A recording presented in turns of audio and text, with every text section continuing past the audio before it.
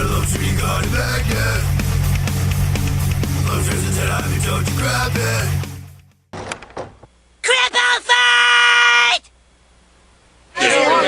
Uber cripple fight! Uber cripple fight! Uber cripple fight! Uber cripple fight! Sunday, Sunday, Sunday, the damsel of Dresden will go up against the Behemoth of Britain. Two superpowered ladies, absolutely no mobility. Who will survive this contest of crippled champions in the Uber cripple fight? Gary and Gillian did it, and he gave us an Uber cripple fight! I'm so pleased that, I didn't think, obviously it's not going to outdo issue 7. There was just so much build-up and payoff for that it was, single-handedly worth it. But this was a great issue, which is great because, I was definitely, going through some Uber withdrawal as I was, waiting for October with nothing. Those are always the worst ones, where there's a month without Uber, and I'm just man. So yeah, this was amazing. This was fantastic. I loved every second of this chapter. I think single-handedly are the most satisfying chapters to read in Uber are usually the first half. It's we've got this bad situation. How are we going to deal with this bad situation? And then, the last few pages give you, the solution to that bad situation. It's we've got this insurmountable problem.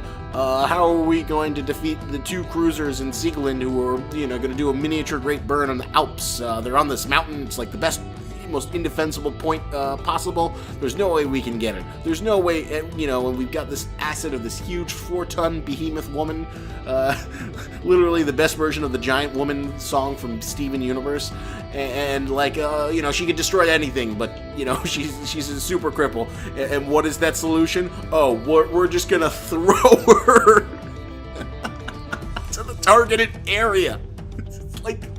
So beautiful and brilliantly gonzo, and then you've got the historical narrator just saying the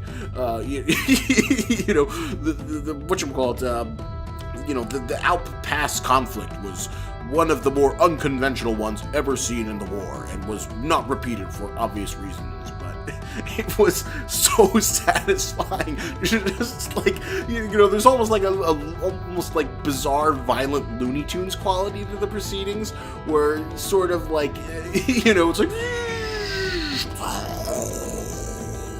and then Leah just claws her way through to the two cruisers and gets to lay upon vengeance that is so well earned. And it's even greater because the cruisers aren't super sympathetic characters. One of the clues, sort of subtle clues that Kieran and Gillian included back when Leah first faced them, that they weren't Siegerland, is one of them is I should have known not to overestimate a Jew girl. And then which is kind of out of character for Siegerland, because Siegerland can do monstrous things, but she's not necessarily a malicious person. She doesn't really do anything more than what's asked of her. She's not a sadist. She does exactly what's asked for her to do in a military conflict, and she's not she's not Siegfried, even if she does do horrible things. We haven't seen her, be explicitly anti-Semitic or racist. She's the damsel of Dresden, just a little, not so little German girl trying to be the best patriot she can be for her not so great home country. So to see the two cruisers who finally got names, Gertrude and Gunther something, I didn't have to go look it up, but to finally get theirs, and one of them is taken as a prisoner of war, as his arm in midsection is completely ripped off, is hilarious. Well, not hilarious. It's it feels like just desserts that he's still alive after that, and it's amazing. This whole chapter was great. It's finally great to see because the whole time I was wondering how is Leah going to be deployed? How is she going to be useful? Is she going to get a super bracer that somehow attaches her leg, and then she kind of hobbles along? And she does get a super wheelchair, which was nice to see. So now she's oh my god, Kieran, you are knocking it out of the park with your SJW values. Not only did we get to see, a world war where, every, man, woman, and children, and, every ethnicity and race is represented. We also get, the handicapped people get to fight too. If you have superpowers, it doesn't matter if you're in a wheelchair or if you've lost a leg, you're still of use of the US of A. And it was amazing to see the handy-capable cripple fight. Oh god, if I had better editing skills, I would take that scene from the cripple fight of South Park, and then just use Adobe Premiere to have the two heads of Sieglin and Leah superimposed on it as they're tackling around. That would be so hilarious. Because I just love it that it is basically the Uber cripple fight, and who knows, maybe before the series is over, we'll get that thing with Sieglin in her chair, just trying to eye laser the heck out of Leah, but Leah just crawls towards her with her Jewish vengeance, and it was amazing. It was and I just also love how the solution is also foreshadowed, that poor Dunkirk, who died horribly and for nothing, his tactic of throwing Leah is later implemented. Such a great little payoff for the tragic Battle of Caius. It was, completely full circle, and this was amazing. I freaking love this, this chapter. It was a great single issue of Uber, and it almost it's amazing how Kieran walks the fine line between dumb cheesy or kind of over the top, but still within the Uber aesthetic. Is throwing Leah is ridiculous, and I love the little destroyer who rode her on the back. And it's also the other second ridiculous thing is when Leah wins after she crushes the second cruiser. She does a little victory thing. The whole time I was just imagining Chun-Li from Street Fighter with her, when she does the yeah, yatta, and she jumps around and then she does a little victory pose. But, and it almost borders on a little cheesy, but it feels earned here after everything Leah's gone through. And although one thing, a little minor quibble, is that Leah has been drawn in so many different ways throughout the series that it's kind of difficult to what is her default form? She had that gorilla form where she had the super long arms and she looked like a gorilla. That was my personal favorite one, when she was in her full battle armor and she looked like a humanoid gorilla tank. Then there's the second form, which is kind of like the purple monster, but now she doesn't really have the purple Hulk monster. I guess the purple Hulk monster was kind of a stupid look, but now she's more kind of, I guess, plainer looking, a little more white than she was before. It's not a story-destroying thing. It's just sort of I guess my problem is that, because, Kieran Gillian does such a great job of poring over, historical maps and so much detail in terms of building his universe. The chapter when the atom bomb is disrupted, obviously so much thought went into that and creating, a historically plausible solution of how, the atom bomb can be taken out of play. That to see the sort of art where it's kind of a little inconsistent. It's this doesn't look like what you did last time.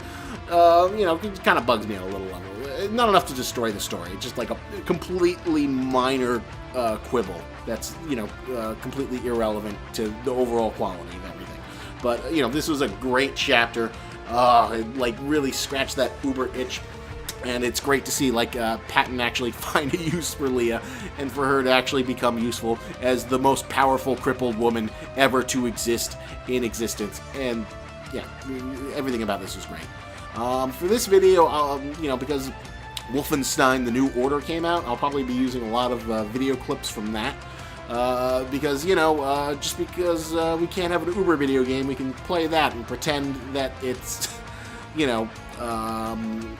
when BJ Blazkowicz is using his laser gun, we can pretend that's Uber iVision. So, come on, world, make that happen. If people can enjoy the new Wolfenstein games with their alternate history, and let's make that Uber video game happen. So somebody's got to license it. But until then, I'll just, use this footage, because it's very pathetic. I sort of love how the Wolfenstein game has, the Blitzmensch. It's uh-oh, Kieran Gillian beat you to it. That's got nothing on the, Uber Blitzmensch, considering how much of a, big, major presence the Blitzmensch was. But yeah, this chapter I loved. Although one other thing I was a little bit, annoyed about was that when the Tamara, the 13-year-old girl, gets given the catalyst, that she, like, instantly grows into an adult form. That, to me, like, seemed like the most uninteresting choice you could have. I was annoyed by that, just because, like, it's like in sci-fi, like, the laziest choice is like, oh my god, like, there's this terrible series called Falling Skies, which is absolutely abysmal. I wouldn't recommend anyone watch it. That was on TNT, and it was supposed to be this edgy alien invasion story about resistance fighters fighting against impossible odds. And one of the storylines they had in, like, the 4th season is, like, the main guy has, like, a daughter with resistance fighter woman. And then the daughter is, like, part alien, so she like, grows into, like, a small girl, and then she grows into a full-grown adult within the span of, like, a few months. And I just hate that. I hate that. It just feels like the laziest thing you could possibly do. Like I don't know, the idea of, like, a battleship caliber, like, small child, who is, like, this, the 15-foot physique, but still the features of a child, that, to me, would have been more interesting than her just, like, oh, she's a sexy lady, and, oh, she, doesn't like men looking at her with lustful eyes. I don't know, I like the idea of, like, a godchild, and the implications of, like, what happens when you activate, someone who hasn't gone through puberty. What complications could arise. And, like, having her just become a full grown-up, it just feels like the most uncreative, uninteresting choice that you could possibly make. But, I shouldn't doubt Kieran Gillian too much.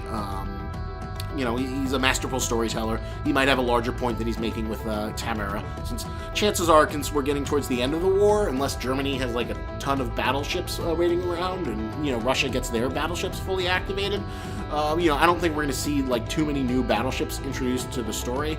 I feel like the main cast of what we've got is, like, what's going to end it, and considering how long it takes to make them and how difficult they are to find, it would feel kind of bullshitty, unless, Project Gutenring is, like, a way to make battleship class, Ubermensch faster and easier than other frickin' methods. But, we'll have to wait and see. That's obviously, like, the end game, because we're getting towards the end. The Allies have had 2 victories, which is nice to see. They had a victory in America, a Theurk victory, where they took out one of the Germans' battleships, and they've shown that they have an effective battleship killer, which is probably terrifying. I can't wait to go back to hear what's going on in Germany with these developments. And, they've also held back the invasion, where, as far as we know, the only one defending Germany is Sigmund, unless they have, like, a few other destroyers and cruisers in wait. But, like, as far as we know, the higher classes are now completely devastated, except for Sigmund, and we know that she's horribly crippled, and that, hypothetically, Leah might even be able to, like, go up into her wheelchair if they can get her in a position and, like, just smash her with her hands, given the fact that Sigmund's Halo aura is completely ineffective against Leah because of her super strong mutant body, which is, a nice silver lining to the fact that she had to lose her legs in order to, like, become that. But this was a fantastic chapter. This is Uber at its best. A+ all around. I'd give it a 9 out of 10. You can't outdo issue 7.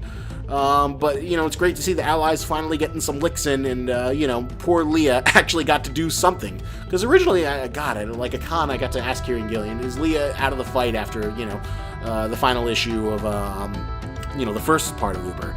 And he said that, oh, well, she'll help with the R&D research, and, I was kind of implying that, like, she'd just sit around with Stephanie, and like, Stephanie would learn some crucial thing, her and Alan Turing. But, having her actually smash things and get to have her Jew Hulk monster Golem moment was 100% worth it, and a complete payoff to everything she's done. So now we have the ultimate Uber cripple fight, and who knows, we'll have to wait and see if, Leah gets a chance to, recapitulate all of the damage that Sieglund has done throughout the series, given that Sieglund is probably the most battle-hardened out of all of the German battleships.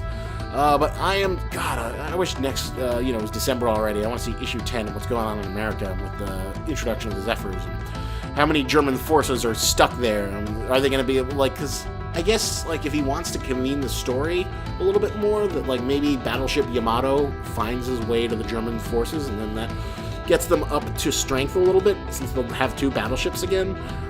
So that'll be interesting to see if, like, Battleship Yamato gets taken down by the 2 African-American heavy cruisers.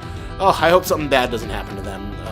would be so sad for those two guys after everything they've gone through to like, in all the build-up in terms of like building them up. I'm hoping that we'll like get some scene where like, you know, it's revealed that like Stephanie was actually giving them the catalyst in secret, and then they're fully activated battleships. That'd be a great hero moment. So fingers crossed that they can actually do something, and you know, they don't meet a horrible grisly end, since that feels like it would be especially tragic given the historical racism of the context of Uber, plus seeing them get brutalized by super racists. I feel like something good has to happen to them. Hopefully, unless Kieran Gillen wants to go all the way. But you know, now that we've demonstrated that Uber cripples in wheelchairs can be just as devastating as regular Ubers, so hopefully, you know, it'll still get a good payoff for it, even though we know one of them is in a wheelchair. So yeah, good old progressive values. Anyone can fight in an Uber, even people who are technically horribly disabled. So, you know, hope you've enjoyed this video. 9 out of 10, great chapter of Uber. The only bad part is now I have to wait till December for the next one. But hey, at least this one was more satisfying than the last one, and a little bit more, you know, did more to move the overall story of, you know, enhanced World War II forward. And it has, like, you know, another, like, fuck yeah, absolutely great moment. So who knows, maybe I'll get around to doing one of my little dramatic reinterpretations of it, because that is a great moment, and just having Leah claw through it, like, it is amazingly cathartic. And yeah, Kieran Gillen delivered on his Uber cripple fight, and we are all the better for it. So okay, thank you for watching this video. Give me comments, like some subscriptions, subscribe, give me subscribes. I like subscribes.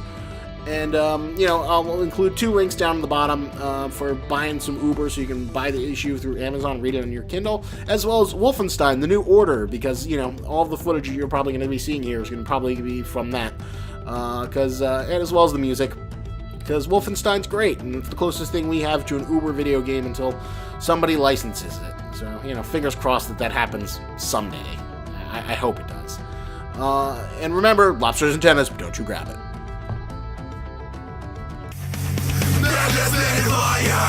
Lobsters made of ice.